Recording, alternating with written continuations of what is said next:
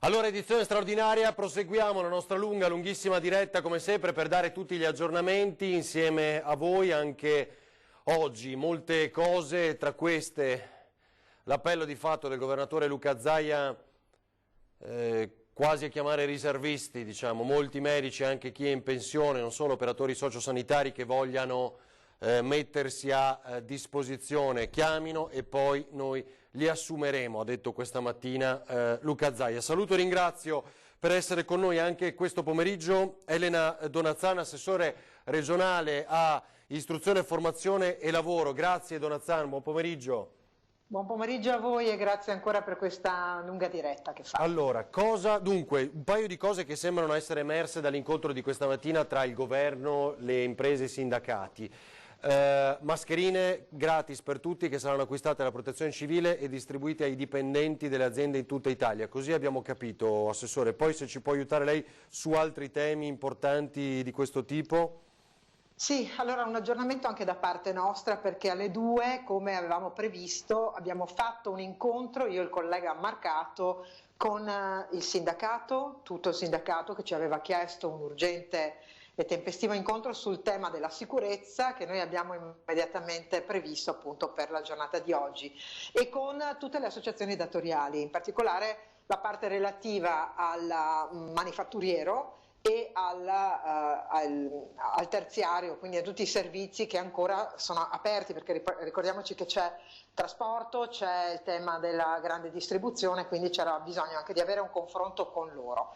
Ecco, cosa ne abbiamo ricavato? Intanto una grandissima unità di intenti del mondo imprenditoriale e sindacale. Nessuno ha posto distinguo sul tema della sicurezza per i lavoratori, anzi il sindacato ha proposto, veramente con un piglio molto responsabile, di prevedere una sorta di protocollo generale che andremo a discutere nel dettaglio nelle prossime ore, dicendo le aziende, cioè, il settore economico deve continuare ad andare avanti, dobbiamo continuare a produrre, ma questo deve essere subordinato al tema della sicurezza e tutte le parti datoriali hanno concordato. Quindi che cosa succederà? Succederà ora che attendiamo le ore 19 perché l'incontro nazionale si è rimandato ad una chiusura di un protocollo che pare dalle indiscrezioni, ma indiscrezioni diciamo robuste, avute sia dal sindacato che da qualche associazione di categoria, che sarà un protocollo molto dettagliato, molto dettagliato. Noi quindi domani mattina alle ore 11 ci ritroviamo in una conference call come quella che stiamo facendo anche noi ora, per prendere ciò che è stato deciso a livello nazionale, non discostarci, dire però che il Veneto, questo lo vogliamo dire, da subito si è messo con grande comunione di intenti, sindacato e associazioni datoriali, si faceva fatica a capire chi tenesse le parti dell'altro. Io credo che sia questo molto bello e molto giusto da raccontare, perché nessuno ha messo in discussione la sicurezza dei lavoratori, anzi si dice facciamo un protocollo generale e poi una sorta di vademecum dove diremo quali aziende sono sicure o sono in sicurezza, quali no, quelle che non lo sono devono chiudere. Ci aiuterà anche il protocollo dettagliato del governo, perché ci aiuterà? Perché non vogliamo discostarci ovviamente da questo. Senta, Assessore, io mi sto segnando ovviamente gli appunti di quello che lei ci dice. Ci può anticipare, forse le chiedo se, ecco grazie, perché se ha la possibilità di anticiparci qualcosa di questo protocollo o chiaramente, essendo tema delicato, non può dirci nulla di più. È un tema delicato, però quello che posso anticiparvi è che si vorrebbe prevedere diciamo, alcune condizioni per cui un'impresa può essere considerata sicura, le modalità con cui si andrà a definire questa sicurezza, cioè proposta dell'azienda condivisa con un accordo sindacale, quindi con i rappresentanti delle RSU interne, una certificazione di fatto che dovrebbe provenire dagli SPISAL che andranno a fare le verifiche nel caso di controversia, se quell'azienda rispetta o meno quelle che saranno le indicazioni di questo vademecum. Questo è quello che vi posso anticipare. Certo, però in effetti il lavoro dello SPISAL sarebbe immenso dopo però, controllare tutte le aziende. Ma guardate, è anche un senso di responsabilità che non è che dobbiamo sempre prevedere un controllo quasi che fosse tutto scorretto, no? Io credo dai toni di oggi e dal senso di responsabilità che ho visto, guardate, molte imprese hanno già riorganizzato d'intesa con i propri lavoratori il carico di lavoro, hanno previsto distanze, il Presidente Carraro per esempio ci ha illustrato come in Carraro hanno già modificato orari di lavoro, distanze, prerogative di sicurezza. Qualche altra azienda, la Panni per esempio, ha deciso di lasciare a casa le aziende che sono oltre i 30 km, vogliono solo persone che vengono col proprio mezzo, magari la bicicletta, quindi quelli più vicini, hanno lasciato a casa quelli che non se la sentono perché magari hanno preoccupazioni per la propria famiglia. Ci sono altre aziende, penso a Pasta Zara, che ha organizzato una produzione che tenga conto delle distanze pur nella linea della catena dell'agroalimentare. Voi sapete che questa sarà fatta salva ovviamente perché dobbiamo continuare a produrre ciò che poi deve essere consumato come bene primario, però ha già previsto un carico di lavoro diverso, distanze che siano quelle che l'Istituto Superiore di Sanità a Varino ha previsto, non la volontà né del sindacato né dell'associazione datoriale, né che meno la mia. Quindi queste prescrizioni sono quelle che saranno contenute nel vademecum e lo Spisal dovrà, a mio parere, intervenire solo nel momento in cui non ci sia accordo tra sindacato interno e imprenditore. Chiarissima, chiarissima, quindi questo è un dato importante. Allora, riepilogo, sarà questo protocollo nazionale che poi appunto l'assessore dice declineremo sul Veneto, l'accordo, perché poi è bello questo, tra l'azienda, il datore di lavoro e i sindacati, per applicare questo protocollo e considerare in base a questi criteri, perché lei ci ha parlato di fatto di criteri, mettere in sicurezza ogni azienda. Non so se ha novità anche sul fronte dell'istruzione, Assessore, se no...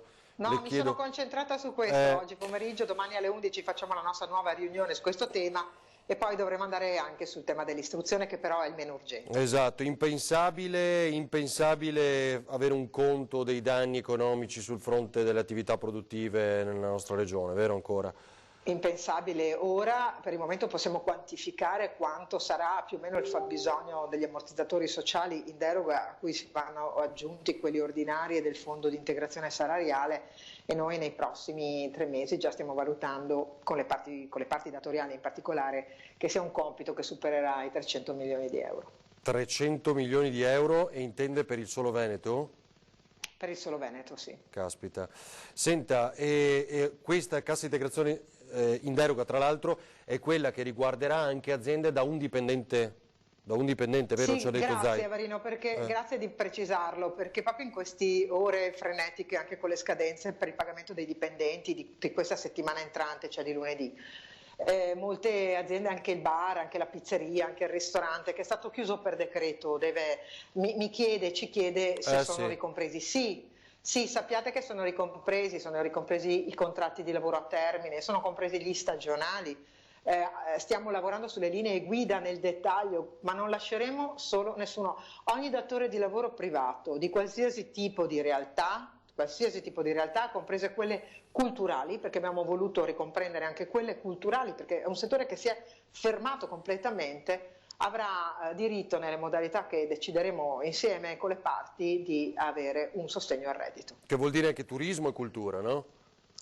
Soprattutto, ma no, il turismo è a sé stante. Lei pensi che la cultura vuol dire le discoteche, vuol dire quello è la parte dello spettacolo, ma dentro la cultura c'è anche lo spettacolo, ma vuol dire le sale cinema, vuol dire il teatro, vuol dire le compagnie teatrali che avevano in calendario degli spettacoli che sono stati sospesi, il personale che lavora nei teatri. Guardate che c'è un mondo di lavoro che noi troppe volte a torto pensiamo che non sia lavoro di serie A, no? Immaginando come lavoro di serie A solamente magari quello del manifatturiero, delle aziende che riconosciamo come tradizionalmente l'impresa, ma c'è un mondo di impresa che fa economia, che è stata bloccata proprio perché questa è un'emergenza che parte dall'ambito sanitario, quindi dovendo sospendere tutto ciò che era assembramento abbiamo sospeso anche tutte queste attività.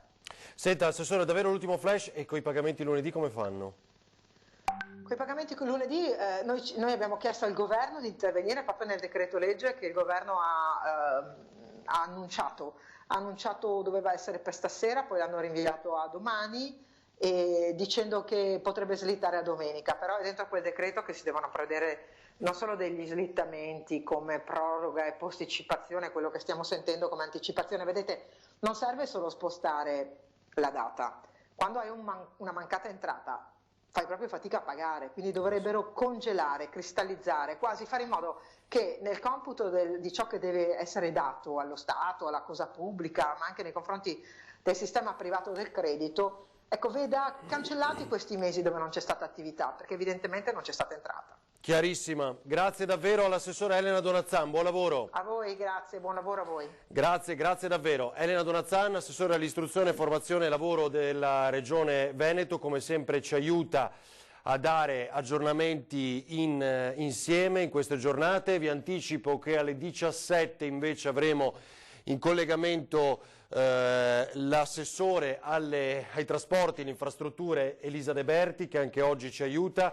Io vedo la redazione di Venezia, quindi Anna Maria, se ci raggiungi, non so se ci sentono, se ci raggiungi per dare degli aggiornamenti. Intanto volevo ricordare un'altra cosa che più volte dovremmo invece ricordare, farlo insieme, non so se poi possiamo preparare la grafica. Ecco Italo, questo che è il conto corrente ufficiale della Regione Veneto in questo momento, le donazioni per aiutare tutti a arginare l'emergenza coronavirus, e quindi lo lasciamo in onda qualche istante. Ed è l'Iban IT 71 V di Verona 0200 80 20 17 000 10 588 90 30, causale sostegno emergenza coronavirus intestato a Regione Veneto. Vi allargo solo questa parte qui in modo che la possiate vedere bene da casa per qualche istante. Continuo a vedere la redazione di Venezia, ma Anna Maria non si collega, allora aspettiamo. Mentre lasciamo questa schermata ti chiederei, Italo, vediamo, allora, no, non è questo. Va bene, allora se possiamo togliere il cartello mentre prepariamo il collegamento con Anna Maria. Faccio vedere un'altra cosa che invece ci manda Ilaria, che è un appello importante, braccio di ferro per l'hospice pediatrico di Padova. Eccolo qua, il video, vai Italo, c'è anche audio. Ciao, io sono un medico dell'Hospice Pediatrico di Padova, un luogo dove abbiamo in cura molti bambini fragili che in questo momento sono particolarmente a rischio. Io ti chiedo, resta a casa. Buongiorno, siamo Enrica e Antoine dell'Hospice Pediatrico di Padova. Vi chiediamo di stare a casa, serve a tutti, serve a noi, a voi, serve a tutti, state a casa. Sono Anna dall'Hospice Pediatrico di Padova. In questo momento è importante che stiamo uniti e stiamo a casa. Io sto a casa, non molliamo. Io sto a casa. Io a casa non ci sto. Chiamo Caterina Agosto. Lavoro all'Hospice Pediatrico come pediatra. Aiutateci, stando a casa, a curare questi bambini speciali, fragilissimi e fortissimi. Ciao, sono Eleonora dell'Hospice Pediatrico di Padova. Io sto a casa. Rimaniamo uniti. Fallo per te e per gli altri. Non molliamo. Ciao, sono un'infermiera dell'Hospice Pediatrico di Padova. Resta a casa. Io sono al lavoro, ma tu resta a casa. Fallo per i tuoi figli, fallo per i bambini malati. Fallo per te. Resta a casa. Fallo per te, ma fallo anche per me. Io sto a casa, non molliamo. Buongiorno, vi salutiamo. Io sono la mamma di Marincio, Alessia Andrea. La bambina è una paziente di hospice pediatrico. Noi stiamo a casa, fallo anche tu per te, per noi, per tutti quanti. Preghiamo per questa storia. Ciao, sono Davide di Braccio di Ferro. Io ho appena finito di lavorare, sto andando a casa. Stai a casa, io sto a casa. Non molliamo.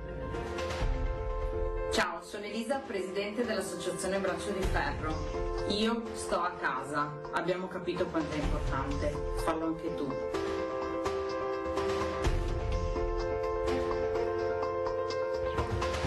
Bene, così io sto a casa, non molliamo, dall'hospice pediatrico. Vediamo un po', tra poco vedremo se, a proposito dei cantieri, abbiamo sentito questo sfogo di una moglie molto preoccupata per il marito che lavora nei cantieri, là non è assicurata la distanza, non hanno neanche l'acqua, ci ha detto, era molto preoccupata nel servizio della telefonica registrata da Christian Arboit, che abbiamo sentito più volte nel corso di questa edizione straordinaria. Giorgia Meloni dice: il governo non lasci cadere nel vuoto l'allarme lanciato dall'ANCE, i costruttori, e sospenda i cantieri se non sussistono le condizioni per assicurare le necessarie misure di sicurezza e di tutela della salute. Questo è superato da quello che ci ha detto ora l'assessore Elena Donazzan, che è molto importante, perché alle 19 verrà annunciato di fatto questo protocollo con dei criteri precisi. Le aziende, se rispettano quei criteri, possono restare aperte, altrimenti devono chiudere. Allora, dalla redazione di Marghera saluto e ringrazio Anna Maria Parisi, Sandro Ponchio, vedo anche Ilaria Marchiori.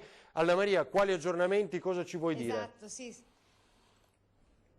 Sì, buonasera ai nostri telespettatori, a te da studio. Gli aggiornamenti ci portano in quel di Martellago, dove dopo tutta una serie di notizie che giravano sui social da diverso tempo, le abbiamo verificate e ci portano appunto a Martellago, in una delle due farmacie che è chiusa da 1 giorno e mezzo, una di queste due farmacie. E non so se posso dire il nome, ma penso di sì, visto che comunque sarà da attivare tutta una serie di protocolli sanitari. È chiusa perché il titolare di questa farmacia, il proprietario, un farmacista, un dottore, è risultato positivo al coronavirus e purtroppo si trova ricoverato in terapia intensiva. È una persona anche giovane, ha da poco superato i 60 anni, e quindi in fretta e in furia, dopo che era stato portato via con l'ambulanza e ricoverato, ha superato la prima e la seconda notte, però risulta essere intubato. Questa è una notizia che ci è stata confermata anche dalle fonti eviterei ufficiali. di dare ulteriori riferimenti in modo che non si possa individuare, ecco, riconoscere. Non direi il nome della farmacia, No, insomma, tanto non c'è un rischio.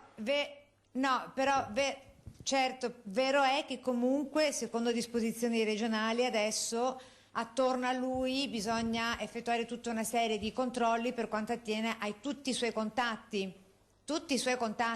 Certo. Quindi non soltanto i suoi familiari, ma anche tutte le persone che sono venute a contatto con lui, che per scambiare una ricetta, per scambiare una chiacchierata, anche un semplice saluto. Quindi adesso non è assolutamente, come hai ben detto tu, per creare panico, no, ma per essere cauti, per essere comunque precisi nel dare l'informazione e dire che adesso le persone che sanno di essere entrate in contatto anche solo per uno scambio di saluti o comunque sono entrate in contatto con questa persona devono adottare le misure del caso, come, lo ripetiamo, chiamando il proprio medico e sentendo che cosa gli consiglia di fare, o chiamando il numero preposto a questo, che è il numero per le emergenze. E questo per quanto attiene a Martellago, per quanto attiene a questo nuovo caso di positività al Covid-19.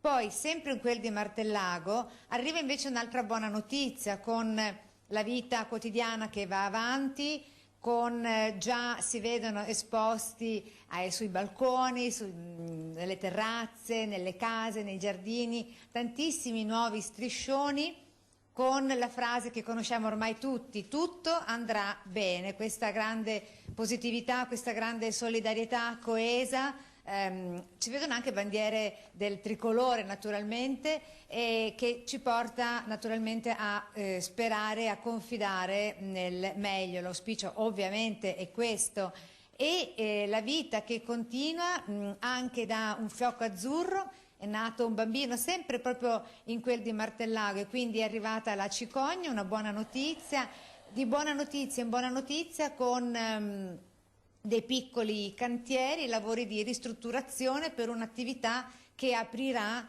non appena passerà questa emergenza, e quindi abbiamo saputo che, come detto prima dall'assessore di reparto, queste piccole attività possono essere effettuate, possono continuare a essere svolte laddove ci si attiene. Scusami Anna Maria, ti interrompo perché è stata chiusa la redazione di Padova del Corriere del Veneto e sanificata dopo che 3 giornalisti sono risultati positivi, sottoposti a tampone un'altra decina. Entro la giornata l'esito, non si esclude che il numero possa crescere, e questa è una notizia che riporta il sindacato dei giornalisti del Veneto in questo momento. 3 appunto positivi alla redazione del Corriere del Veneto, che è stata chiusa. E quindi il sindacato dei giornalisti del Veneto esprime solidarietà e vicinanza al CDR e a tutti i colleghi che con senso di responsabilità e abnegazione si sono rimboccati le maniche per assicurare le uscite in edicola del giornale. Tutti stanno lavorando in casa con mezzi proprio, attrezzandosi rocambolescamente, dice il comunicato, per far funzionare i programmi necessari sui computer aziendali che si sono portati in domicilio, facendo fronte al grave ritardo con cui l'azienda, dice il sindacato, ha affrontato, nonostante i ripetuti solleciti, l'emergenza da Covid-19, non solo dal punto di vista delle dotazioni tecnologiche, al contrario di quanto afferma il presidente RCS Cairo alla 7 intervistato da Gruber, ma anche dei dispositivi di protezione individuali, mascherine e disinfettanti arrivati solo ieri, dopo che da una settimana una collega non ancora tamponata era in malattia con 38 di febbre. Così fa sapere Monica Andolfatto, questo caso di contagio, al pari degli altri, si sono verificati in tutta Italia, afferma la segretaria regionale del Sindacato dei giornalisti del Veneto, dimostra che i giornalisti, dipendenti, collaboratori freelance sono da considerarsi categoria a rischio che mettono a repentaglio la loro salute per garantire ai cittadini una corretta e costante informazione, bene primario e irrinunciabile anche e soprattutto nel bel mezzo di questa drammatica emergenza sanitaria. E così appunto recita il comunicato diffuso poco fa, credo, dal sindacato dei giornalisti del Veneto. Per quello alla stessa Monica Andolfatto, non avendolo ancora cercato, chiedevamo conferma, e adesso appunto vi abbiamo dato questa notizia. Scusa Anna Maria, prego, torna a te. Ma scherzi, anzi assolutamente, e c'è da dire infatti che si lavora veramente, cioè tutte le categorie, anche la nostra che svolge questo servizio pubblico, si lavora con molta abnegazione, quindi anche da qui la solidarietà ai colleghi che si trovano in questa, purtroppo in questa condizione, e quindi un abbraccio virtuale anche da qua, se permetti. E comunque l'informazione continua, va avanti e diciamo che le cose vengono sempre, lo ripetiamo, le cose che noi raccontiamo non sono le notizie che girano sui social, ma sono magari anche quelle, ma sono state testate, verificate da fonti attendibili, e le nostre fonti sono, lo sappiamo bene, le forze dell'ordine, lo stesso azienda Zero, e quindi sono fonti che raccontano i fatti per come sono nella loro oggettività. Dicevo appunto la vita che comunque continua nel quotidiano e nell'auspicio che ogni cosa possa andare meglio, anche con questi striscioni che riportano l'arcobaleno e anche i fiori di questa primavera che oramai è sbocciata. Quindi parleremo anche di questo naturalmente nel corso del telegiornale di Venezia, nella nostra edizione che andrà come sempre in onda a partire dalle 19, con anche i controlli delle forze dell'ordine su chi viola quanto disposto dalla DPCM, controlli che hanno visto chi faceva la grigliata da una parte, chi invece accompagnava la parente a casa perché distava a 1 chilometro di distanza e non voleva che andasse a piedi, chi invece è stato pizzicato anche dai carabinieri con l'amante. Insomma, situazioni tra il grottesco e anche il drammatico, sì. Vabbè, se la vedrà peggio non con la multa, ma insomma con la moglie. Allora, Anna Maria, se non hai altri aggiornamenti ci risentiamo tra poco, va bene? Ho da dire un'altra cosa, scusa, una telespettatrice si lamentava il fatto che, pur avendo preso una multa giusto ieri perché non aveva messo il tagliandino nelle strisce blu, dice d'accordo, è vero, non l'ho messo, però vero è che per 40 minuti, cioè laddove comunque si dovrebbe vedere le cose concrete nel dettaglio, gli agenti che stanno a monitorare chi non contravviene alle disposizioni governative, si va a vedere, insomma, per 40 minuti di sosta chi non ha messo il tagliandino, costringendo la persona in questione a recarsi in posta a pagare la multa, e quindi si mette anche così, la si espone a un pericolo che sappiamo essere non soltanto potenziale, e con l'aggravio anche insomma, degli stessi ausiliari che poi girano in tal senso. La zona è quella di Mestre in via Musatti. Grazie Anna Maria. Grazie davvero Anna Maria Parisi e Sandro Ponchio. Dopo per ulteriori aggiornamenti, dunque aspettiamo nuove novità. L'appello agli assessori del Veneto, vedete, ora esce anche in ANSA ufficialmente a garantire la sicurezza nelle imprese di questa regione, quindi è un appello da parte dei due assessori Donazan e Marcato. Italo, se non abbiamo il collegamento telefonico, vediamo appunto il supermercato, la spesa al supermercato a Treviso, mi pare, con le distanze di sicurezza, tutto garantito, vediamo. Da questa mattina lunghe file si stanno accalcando al di fuori dei negozi di alimentari e dei supermercati. Di norma quasi tutte le persone stanno a distanza di 1 metro. Nonostante tutto però sono numerose le segnalazioni che ci giungono in redazione per protestare. Per molti, quando vanno a fare la spesa, le distanze di sicurezza non vengono rispettate. Ecco allora che per far rispettare le misure governative dedicate a limitare i contagi da coronavirus, anche gli agenti della Polizia Municipale di Treviso sono scesi in campo in forze nelle ultime ore. 4 i supermercati controllati stamani, poi risultati in regola. Le attività di controllo si sono poi protratte anche nel pomeriggio e proseguiranno anche nei prossimi giorni. Certo, i controlli proseguiranno tutti i giorni, soprattutto anche in Borghese. Faremo tutto il giro dei supermercati in modo tale che i supermercati debbano rispettare quella che è la normativa, quindi tutti i clienti devono stare a 1 metro di distanza. Quindi raccomandiamo a tutti i direttori dei supermercati di attenersi scrupolosamente a quella che è la normativa. Con l'avvicinarsi del weekend pare che in tanti stiano facendo una corsa ai rifornimenti di cibo, forse pensando che i supermercati restino chiusi sabato e domenica. Probabilmente non sono state comprese appieno le nuove disposizioni del governo per contrastare l'emergenza coronavirus.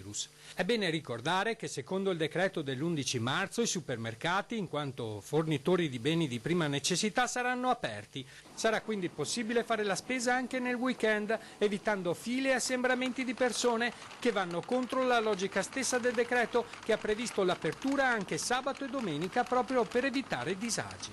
Non c'è alcuna ragione di affrettarsi perché sarà garantito regolarmente l'approvvigionamento alimentare anche nei centri commerciali. Saranno chiusi i negozi delle gallerie, ma resterà aperto il supermercato per i beni di prima necessità.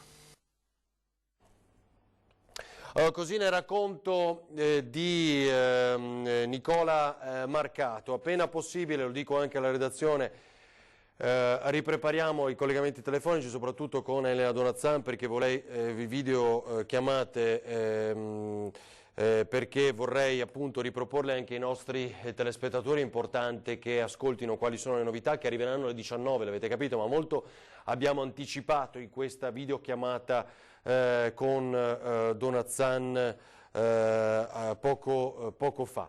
Allora, stiamo cercando di metterci in collegamento anche con Monica Andolfatto, segretaria, l'avete sentito da quanto vi ho letto poco fa, del sindacato dei giornalisti del Veneto, perché ci sono 3 casi di contagio all'interno della redazione del Corriere del Veneto. Quella di Padova è stata chiusa e sanificata, questo chiaramente preoccupa, anche noi in questo momento le edicole sono aperte, il lavoro lo dobbiamo fare e dobbiamo garantire questa catena di informazione vera e verificata, se no diamo spazio agli imbecilli sui social ed è un vero problema, come sapete, per tutti noi.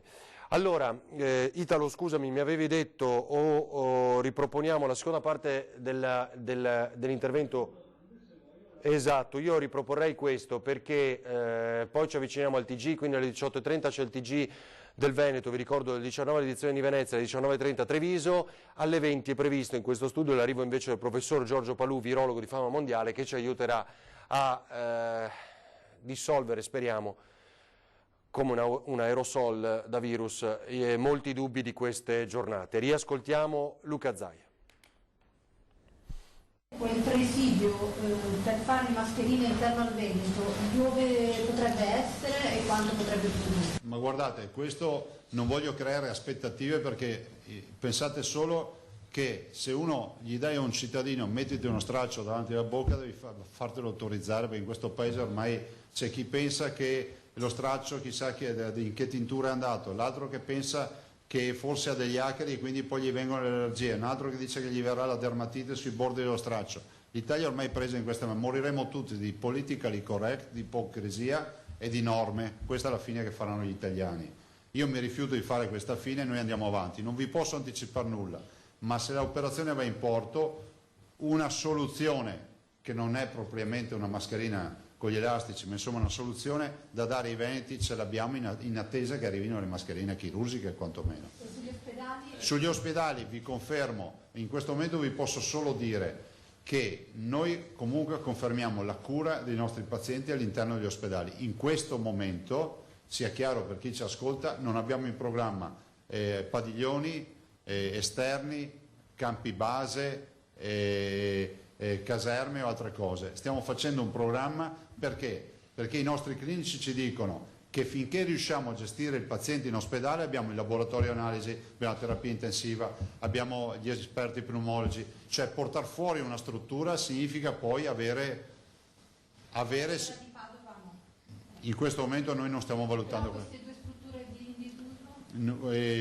non vi posso dire nulla, nel senso che tutte le strutture sono sotto osservazione, ma per ora ci stiamo concentrando sulle nostre strutture, quelle in opera. Vi daremo un piano appena ovviamente siamo in grado di, cioè ce l'abbiamo, però vogliamo anche, come si vuole, asseverarlo con le proiezioni e capire un po' come si farà ad andare avanti. Mi sembra di aver capito che per quanto riguarda la riapertura degli ospedali sono sotto osservazione, ma al momento non ci sono misure imminenti, ho capito bene? Sì, in questo, nel senso che noi abbiamo ben chiaro qual è il patrimonio attivo e inattivo utilizzabile della sanità del Veneto. Cioè il nostro patrimonio ospedaliero lo conosciamo. Ovvio è che noi non possiamo neanche creare 100.000 satelliti, perché ci vogliono 100.000 staff e team che curino, quindi dobbiamo attivare una programmazione alternativa in questi 2 mesi in maniera tale che si curino i cittadini. A me interessa questo messaggio: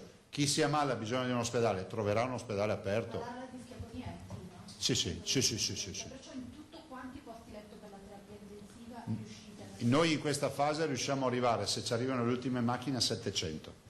Per quanto riguarda il protocollo a cui stavi accennando con le precedenze, avrà effetto immediato? Sì. Parte la lettera oggi, quindi i direttori generali si attrezzano, insomma, da lunedì, cercando di non creare scompiglio e psicosi, però abbiamo necessità di cominciare a pensare che se ci serve un letto di terapia intensiva è meglio farcelo occupare, che so, da un paziente oncologico che è stato operato, ma non magari da una protesi che potevamo rimandare a fra 2 mesi, insomma, con tutto il rispetto per chi ha la protesi da fare, per carità. Siccome stavi dicendo che effettivamente le strade sono vuote, di non c'è nessuno, e vi riservate una valutazione degli effetti, con che periodo? Abbiamo ancora mediamente una settimana. Già si dovrebbero vedere i risultati, perché noi abbiamo un R0 di 2.4, vuol dire che una persona infettante ne infetta 2,4 ed ognuna di loro ne infetterà 2,4 e così via. Quindi se l'infetto mi sta a casa e più mi sta a casa, cioè il positivo asintomatico anche mi sta a casa, finisce che non mi raggiunge quei 2,4 che non mi raggiungeranno poi all'ennesima potenza i 2,4. Capite perché ci vuole l'isolamento? E viceversa non verremo infettati da chi infetta. Questo dipende tutto alla fine dai cittadini. Scusa, ragazzi, però... È fondamentale che noi ci mettiamo in testa che i cittadini, cioè noi veneti, siamo la prima cura.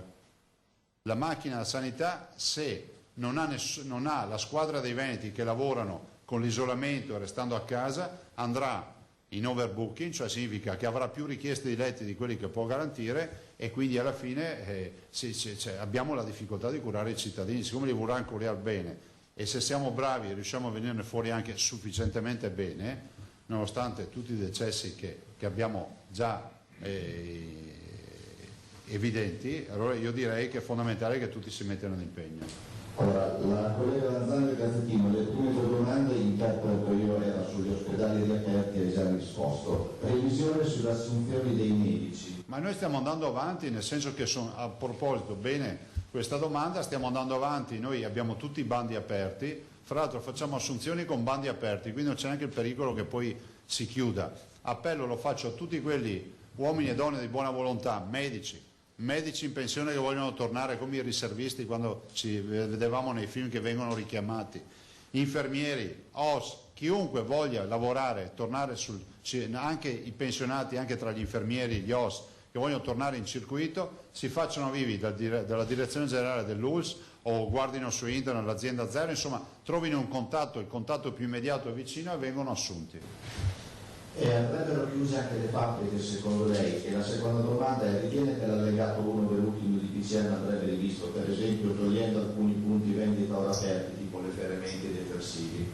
Chi è che fa questa domanda? Sì. I detersivi cosa? I detersivi fermenti, ritiene che alcuni di questi esercizi andrebbero chiusi e poi andrebbero chiusi? Ma guardate, cioè, in linea di principio vanno chiusi tutti i luoghi di aggregazione, poi sulle industrie immagino che abbiano fatto a livello nazionale una valutazione rispetto anche a tutti gli incontri che hanno avuto, ce ne sarà uno anche oggi, a me risulta che oggi ce ne sia uno a livello nazionale con le parti sociali, cercheremo di capire quale sarà la soluzione, cioè in linea di principio, senza star lì sempre a dire Zaia vuol chiudere, Zaia parla di questo, Zaia parla di quell'altro, scientificamente se ci chiudessimo tutti in casa per 2 o 3 settimane il virus alla fine sta lì a menarsi il dito in piazza e non trova nessuno da contagiare e poi se ne va perché ha bisogno del nostro corpo per vivere, cioè non è che resta in attesa che qualcuno esca di casa.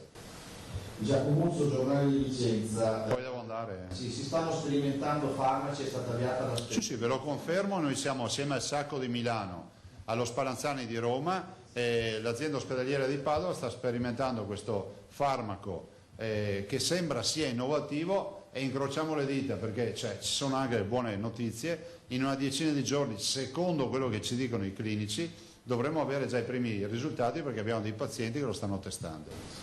E richieste di aiuto dalla Lombardia, sono arrivati altri pazienti? Ma guardate, questo ok, noi abbiamo, da quel che mi risulta, abbiamo un paio di pazienti non Covid, vi ricordo che la cross, cioè il destinare i pazienti di intensiva da regioni che sono in collasso, cioè che sono in grossa difficoltà come la Lombardia, ad altre, parte da 2 presupposti: non mandarli in regioni che hanno già emergenza, cioè noi e l'Emilia Romagna; 2, non mandare possibilmente pazienti Covid, cioè mandare che sono infartuati, politraumatizzati, pazienti che hanno avuto importanti interventi chirurgici. Noi ne abbiamo 2 e mi risulta che su Peschiera ci sia anche qualche migrazione naturale perché i bresciani sono più vicini a Peschiera, al nostro ospedale, ma questo sta nella logica delle cose ed è bene che sia così, insomma, è come se io dicessi a uno di Portogruaro di fermarsi lì perché poi se magari se Portogruaro dovesse andare a essere strapieno ci sarà qualcuno che attraversa il confine e a qualche chilometro trova la tisana, per capirci, no? Il collega Tomassini deve dire, sostanzialmente avevi già risposto, qual è il picco oltre il quale secondo lei salta la sostenibilità del sistema? Noi pensiamo intanto di non saltare mai e arrivare mai a quel punto, se i cittadini ci danno una mano. 2, ad oggi sulla carta se ci arrivano tutte le macchine 700 terapie intensive. 3, è fondamentale ricordare anche che noi poi abbiamo un carico di terapie semi-intensive che abbiamo molto più strutturato rispetto alle intensive, per cui insomma una mole, un contatto insomma, adesso non voglio dire numeri perché non me li ricordo, ma insomma penso che se 700 sono di intensiva non so 300, 400, 500, non mi ricordo più il numero di semi-intensiva, riusciamo insomma ad avere una buona base. Non sarà ovviamente sufficiente se tutti noi andiamo fuori, ce ne infischiamo delle regole e facciamo in modo che il contagio sia più veloce di quello che noi vorremmo che non fosse. Ultima domanda. Macchine della respirazione che sono macchine... Queste sono macchine, respiratori meccanici, quindi siamo intensiva. Respiratori meccanici, altre 100 che ne dovranno arrivare entro quando? Secondo i dati nazionali dovremmo esserci in una settimana, quindi in teoria io ho un 202 macchine che dovrebbero arrivare. 102 ce l'ho già in arrivo, sono già spedite, 100 le sto attendendo. Ultimo, oggi giro di vite anche per il trasporto pubblico, i parchi sono tutti chiusi e i cimiteri? Beh, i cimiteri, guardate, c'è la regola, adesso ne abbiamo discusso anche ieri mattina, sinceramente mi trovate impreparato, però io sono rimasto alla regola della